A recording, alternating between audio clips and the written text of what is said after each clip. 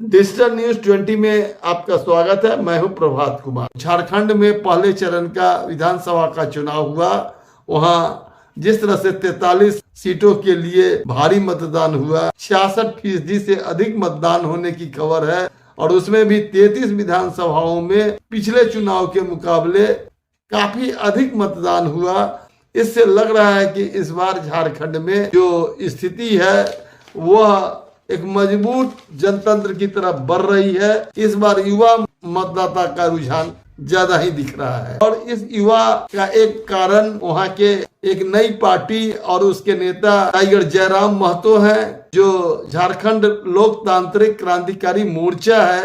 उसने अपनी उपस्थिति या पहले ही विधानसभा चुनाव में कई क्षेत्रों में दिखाई है और वही इस चुनाव में कोल्हान में कमल खिलने की चर्चा शुरू हो गई है और चर्चा है कि वहां 3-4 कमल खिल सकता है, लेकिन जमशेदपुर प्रॉपर से भाजपा को नुकसान हो सकता है, ऐसी भी संभावना जताई जा रही है। वहां हाथ के भारी पड़ने के और इंडिया गठबंधन के भारी पड़ने के आसार भी दिख रहे हैं। स्थिति चाहे जो भी हो, अगर ऐसा होता है तो निश्चित तौर पर जो पूर्व मुख्यमंत्री रघुवर दास है, उसकी बहू पूर्णिमा दास के लिए एक अशुभ संकेत होगा।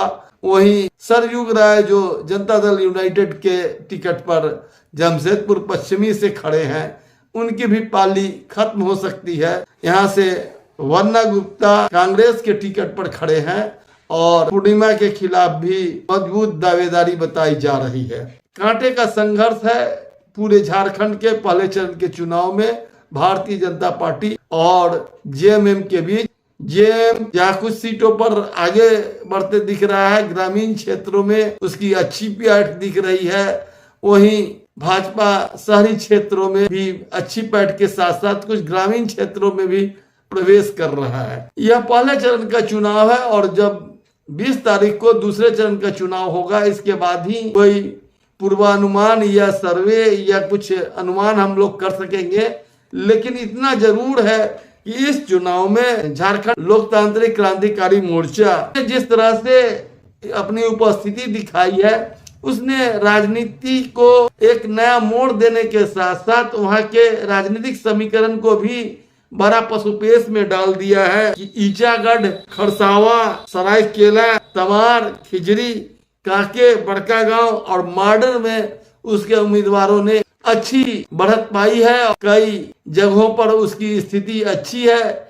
1-2 सीट अगर वह जीत जाए तो कोई आश्चर्य का नहीं है, लेकिन इन क्षेत्रों में उन्हें अच्छे वोट मिले हैं, इसकी काफी चर्चा है और यह चर्चा भारतीय जनता पार्टी, आजसू और झारखंड मुक्ति मोर्चा, कांग्रेस और आरजेडी के लिए सिरदर्द का कारण बना हुआ है। ऐसी स्थिति में झारखंड में अब 20 तारीख को जो अंतिम लड़ाई होगी, उसी में यह साफ हो सकेगा कि झारखंड में कमल खिलेगा या तीर धनुष चलेगा।